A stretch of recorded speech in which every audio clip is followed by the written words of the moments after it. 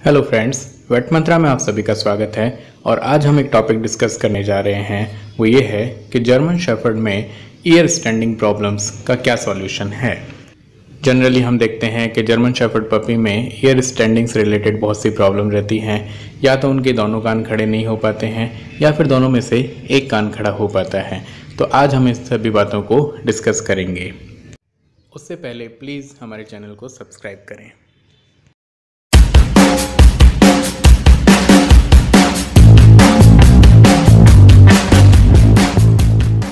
तो friends, German shepherd में खासकर पपीज़ में हम देखते हैं कि ईयर स्टैंडिंग की बहुत ज़्यादा कॉमन प्रॉब्लम रहती है और उसके बहुत सारे रीजंस भी हैं।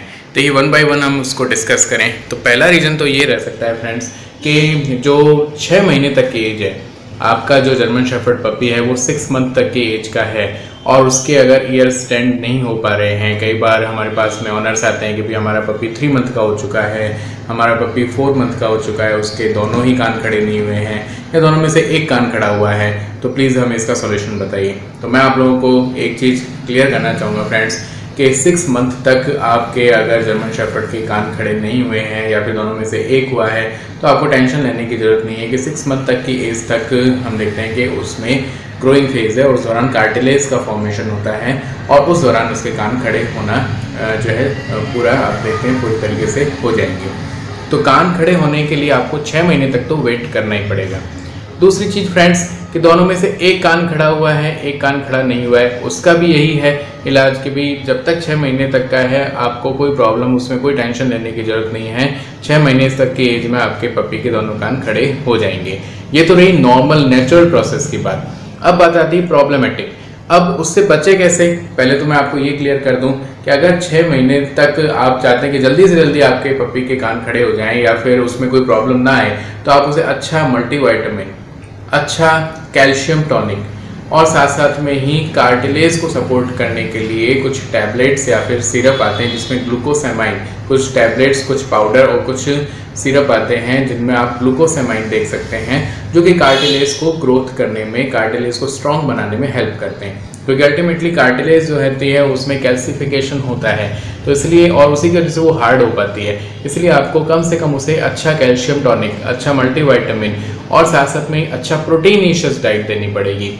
प्लस उसको एक्टिव रखना पड़ेगा। आपको डॉगी को एक्सरसाइज करवानी, प्रॉपर उसको रनिंग करवाइए, तो आप उसे हेल्दी एक्टिव रखेंगे, उसे मल्टीविटामिन, उसे कैल्शियम टॉनिक्स और उसे कार्टिलेज को सपोर्ट करने वाले सप्लीमेंट्स जैसे कि ग्लूकोसेमाइन उसमें होता है, उसे आप ऐड रखेंगे तो आपके डॉगी के कान जो है जल्दी खड़े होने की जो है उसमें प्रोबेबिलिटी रहेगी, पॉसिबिलिटी रहेगी।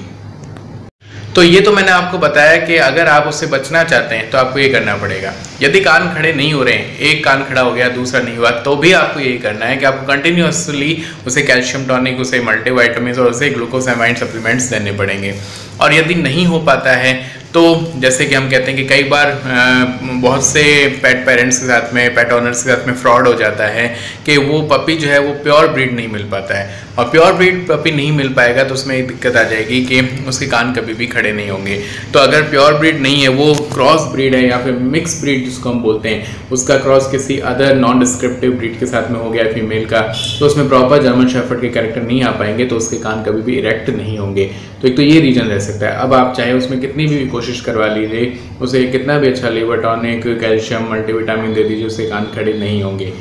तीसरी जो चीज़ रहती है, अगर 6 महीने के बावजूद उसके कान खड़े नहीं हो रहे हैं, एज उसकी निकल रही है, तब आपको क्या करना चाहिए? ईयर टेपिंग जिसको हम बोलते हैं। तो टेपिंग की जा सकती है और टेपिंग का जो है वो ड्यूरेशन रहता है, अलग अलग ड्यूरेशन रहता है।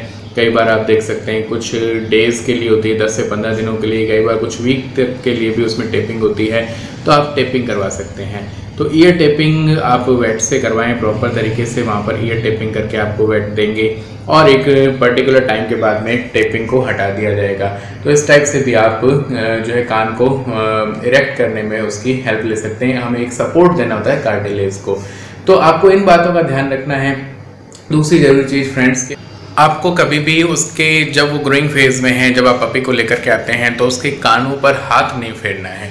जितना ज़्यादा आप कान पर हाथ फेरेंगे, उसको डिस्टर्ब करेंगे, कार्टिलेज की प्रॉपर ग्रोथ नहीं हो पाएगी और वो कार्टिलेज हमेशा के लिए सॉफ्ट होकर के रह जाएगी। और ये भी बहुत सी प्रॉब्लम देखने को मिलती है कि पपी को लेकर के आए पेट ऑनर्स या घर के जो सदस्य हैं उसका लाड प्यार करने के चक्कर में उसके सिर पर, उसके कान पर हाथ फेरते हैं। तो जर्मन शेफर्ड के कान पर कभी भी आपको ज़्यादा उसको डिस्टर्ब नहीं करना चाहिए, ज़्यादा उसको टच नहीं करना चाहिए, नहीं तो उसके कान इरेक्ट होने में प्रॉब्लम आएगी। तो फ्रेंड्स, ये तरीके हो सकते हैं, ये कुछ प्रिकॉशंस हो सकते हैं जिस पर आप ईयर इरेक्शन से रिलेटेड बातों का ध्यान रख सकते हैं। उम्मीद करता हूँ आपको ये वीडियो पसंद आई होगी। प्लीज़ वीडियो को लाइक करें, शेयर करें और चैनल को सब्सक्राइब करें। Thank you very much.